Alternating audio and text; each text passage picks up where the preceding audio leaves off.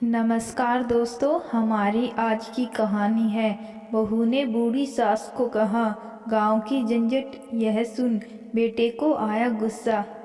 जल्दी करो देव, तुम्हारी बस आने में सिर्फ 10 मिनट रही हैं। कितनी बार बोला है तुमको रात को ही अपने सूज के पॉलिश कर रख लिया करो, पर नहीं, तुमको तो सारे काम अभी सुबह सुबह ही करने होते हैं। और देखो, अभी बैग भी पैक नहीं है, चैन खुली हुई पड़ी है इसकी। तू देव की बोतल में पानी भरते हुए बोली, अब जल्दी करो देव, बस के आने का टाइम हो रहा है।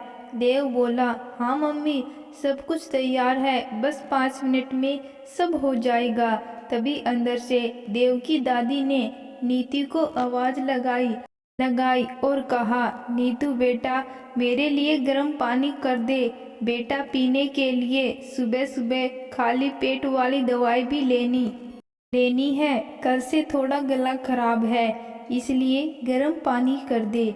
नीतू देव की बोतल को जोर से डाइनिंग टेबल पर रखते हुए गुस्से में बड़बड़ाने लगी, सुबह सुबह और क्या काम कम होते हैं क्या, जो यह नीतू अपनी सास को बुढ़िया बोलने ही वाली थी कि जल्दी से अपनी जवान को संभाला और चुप हो गई। देव बोला, क्या हुआ मम्मी, क्या बोल रहे थे आप, और मेरी बोतल को इतनी जोर से क्यों रखा आपने डाइनिंग टेबल पर, यह टूट जाती तो। तभी देव के पापा भी ऑफिस जाने के लिए तैयार होकर आ गए थे। देव अपने पापा से बोला, देखो पापा, मम्मी सुबह सुबह कितना गुस्सा कर रही है। के पापा नीतू से बोले, अरे क्यों नीतू, बच्चे के ऊपर बड़बड़ कर रही हो सुबह सुबह। अरे एक तो खुद तुम थोड़ा लेट उठती हो, सुबह थोड़ा जल्दी उठा करो ना, तब तो देर रात तक बस वेब सीरीज देखती रहती हो। सुबह जब उठने में लेट हो जाती हो तो बच्चों के ऊपर गुस्सा करती हो। जब सब कुछ मैनेज करके चलोगी ना तो गुस्सा बिल्कुल नहीं होगा, पर तुमको इन मोबाइल और वेब सीरीज से फुर्सत मिले तब ना। तो अब देव के पापा से झगड़ने लगी थी। वह बोली, हाँ सही कह रहे हो, हर चीज के लिए मैं ही जिम्मेदार हूँ। एक तो घर के सारे काम करो, सारी जिम्मेदारियां निभाओ, और ऊपर से के प्रवचन और सुनो, ऊपर से अपनी इस माँ को गांव से और ले आए। अरे बैठी थी छोटे देवर जी के पास, यहाँ लाने की क्या जरूरत थी इनको। सुबह उठते ही इनके काम करो, कभी पानी, कभी चाय, कभी नाश्ता, कभी क्या, मैं तो तंग आ गई हूँ। अरे मुझसे तो इन बच्चों का काम ही नहीं संभलता अब। 1 घंटे बाद में रिंकी की कॉलेज जाने की तैयारी हो जाएगी, उसके लिए सब कुछ रेडी करो। ऊपर से यह माँ बीच बीच में आवाज़ लगाती रहती है, बहू सुन रही हो क्या, कभी आयोडेस देना, कभी बाम देना। हे भगवान, कहाँ से यह झंझट तुम गांव से यहाँ ले आए मेरे लिए। अरे किट्टी पार्टी में भी नहीं जा पाती मैं आजकल, इनको गांव छोड़कर आ जाओ आप देव के पापा, सच में यह झंझट मुझसे नहीं होते हैं। अरे देवर जी है ना वहाँ इनकी सेवा करने के लिए। देव के पापा नीतू की बात सुनकर बोले, बस करो नीतू, थोड़ी तो शर्म करो। अरे माँ, यह केवल मेरे छोटे भाई की नहीं है, मेरी माँ है। माँ ने छोटे भाई को ही पाला था, मुझे भी पाला था। माँ सिर्फ छोटे भाई की जिम्मेदारी नहीं है, हम दोनों की जिम्मेदारी है। मेरी माँ को झंझट कहने का तुम्हें कोई हक नहीं है। मेरी माँ को चाहिए वह मैं पकड़ा दूंगा, तुम्हें बड़बड़ करने की कोई जरूरत नहीं है उनके ऊपर। अरे क्या परेशान कर रही है, वह तुम्हें 1-2 बार आवाज दे देती है। चाय पानी के लिए तो क्या बिगड़ जाता है, उसमें तुम्हारा प्यार से भी पकड़ा सकती हो उनको सब चीजें। बाकी का काम तो अपना कर ही रही हैं बेचारी, बस सुबह सुबह उनसे थोड़ा उठा नहीं जाता है, कमर दर्द की शिकायत रहती है उनके। अरे तुमको तो बस सारे दिन मोबाइल और अपनी वेब सीरीज देखने का मौका चाहिए बस। माँ के आने के बाद तुम्हारी यह चीज़ें देखना थोड़ी कम हो गई हैं, तो बस तुम बड़ास निकाल रही हो माँ के ऊपर अपनी। अरे माँ की थोड़ी सेवा कर दोगी तो तुम्हारा कुछ नहीं बिगड़ जाएगा। अपनी सास की छोटी छोटी सेवा ही तुमको झंझट नजर आ रही है। किटी पार्टी में अपनी सहेलियों के नखरे उठाते हुए तुमने कभी नहीं कहा कि यह झंझट कहाँ से पा लिया मैंने। तब तो तुम उनके लिए खाने पर बड़ी अच्छी अच्छी चीज़ें बना देती हो, और यहाँ मेरी माँ के लिए तुम्हें चाय और पानी देने में भी जोर आ गया। तो भी अपने पापा की बातें सुनकर यह सोचने के लिए मजबूर हो गया कि सच में उसकी माँ दादी को हमेशा हर बात पर कुछ भी आवाज़ देने पर झंझट झंझट बोलकर गुस्सा करती रहती है सारे दिन। देव जब से दादी गांव से आई है यह चीज़ हमेशा नोटिस कर रहा था। उसकी माँ को दादी का आना कुल अच्छा नहीं लगा था यहाँ पर पापा का बहुत मन था माँ को अपने पास लाने का। दादी भी थोड़े दिन अपने बड़े बेटे के पास रहना चाहती थी, अपने पोते पोतियों के पास रहना चाहती थी, और देव भी अपनी दादी के साथ घुलना मिलना चाहता था, उनके साथ बातें करना चाहता था, उनकी कहानियाँ सुनना चाहता था।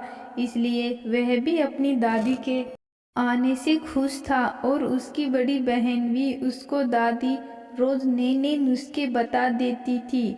बालों को लेकर अपनी स्किन को लेकर दोनों पोता पोती दादी के साथ काफ़ी खुश थे। पर देव की माँ के लिए तो उसकी दादी झंझट थी। उसके लिए देव के पापा और नीतू के बीच में इस बात को लेकर काफ़ी घमासान युद्ध सा हो गया था घर में। देव सहम गया था यह सब देखकर। दोनों की लड़ाइयों के बीच में देव की स्कूल की बस भी छूट गई थी। देव उदास सा कमरे में जाकर बैठ गया था। देव की दादी भी इस लड़ाई से परेशान हो गई थी। वह बेचारी कुछ बोल तो नहीं पा रही थी, क्योंकि उसकी सुनता भी कौन, बस चुपचाप बैठ गई थी, कुछ भी नहीं बोल रही थी। बस मन ही मन सोच रही थी, मेरे कमर का दर्द बुढ़ापे में मुझे उठने भी नहीं देता, नहीं तो मैं बहू को कुछ भी काम के लिए नहीं बोलती, मेरा काम खुद ही कर लेती। थोड़ी देर में देव के पापा गुस्सा होकर ऑफिस चले गए थे। नीतू भी गुस्से में थोड़ी देर तो मुंह फुलाए बैठी रही, फिर देव को ढूंढा, उसको नाश्ते के लिए आवाज़ लगाते। वे कमरे में गई तो देखा देव खिड़की के पास चुपचाप खामोश होकर बैठा था। नीतू बोली, तुम अकेले भी तो बस पर जा सकते थे ना, बढ़िया है, तुम्हारे इस लड़ाई में तुम्हारी मौज हो जाती है।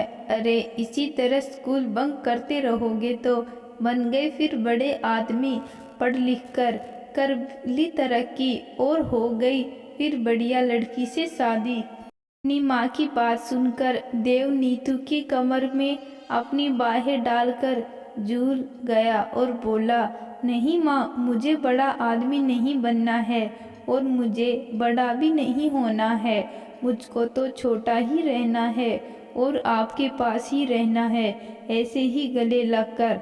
माँ, जब मैं पढ़ लिख कर बड़ा हो जाऊँगा, बड़ा आदमी बन जाऊँगा, तब आप मेरी भी शादी करा दोगे। फिर मेरी पत्नी, वह आपको मुझे प्यार नहीं करने देगी, अपने पास भी नहीं रखने देगी और आपके छोटे छोटे काम करने के लिए मना करेगी और बोलेगी, सुनो जी, आप इस झंझट को अपनी इस बूढ़ी माँ को कहीं छोड़कर आ जाइए।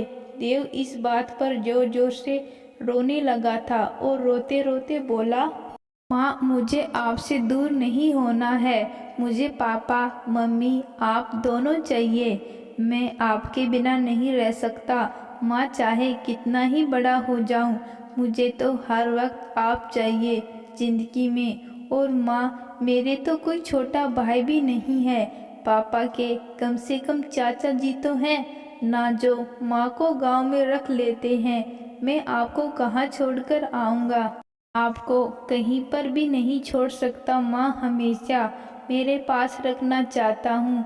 नहीं माँ, मैं नहीं बनूँगा बड़ा, मुझे छोटा ही रहने दो, कम से कम आपका पूरा साथ तो मुझे मिल जाएगा ना माँ। आपको घर में यह कहने वाला तो कोई नहीं होगा ना, झंझट हो आप इस घर के लिए। देखो दादी बूढ़ी हो गई और आप भी फिर एक दिन बूढ़े हो जाओगे।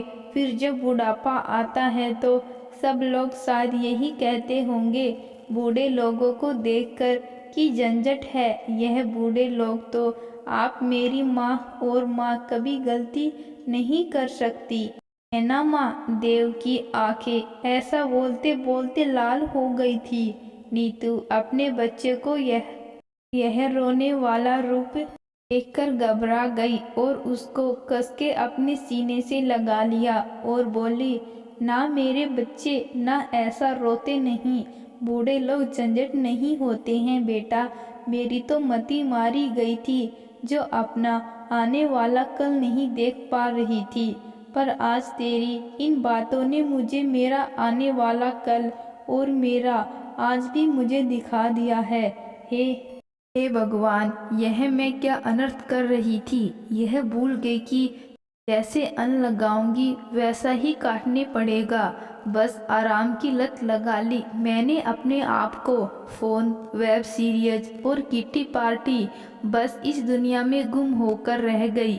मेरे आराम को जब कोई हराम करता है तो मुझे गुस्सा आने लगता है। मैं फ्री होकर बस इन कामों में अपनी जिंदगी ढूंढ रही थी, पर यह भूल गई कि जिंदगी इन कामों में नहीं, हमारी जिंदगी से जुड़ी हुई हमारी और भी जिम्मेदारियां होती हैं।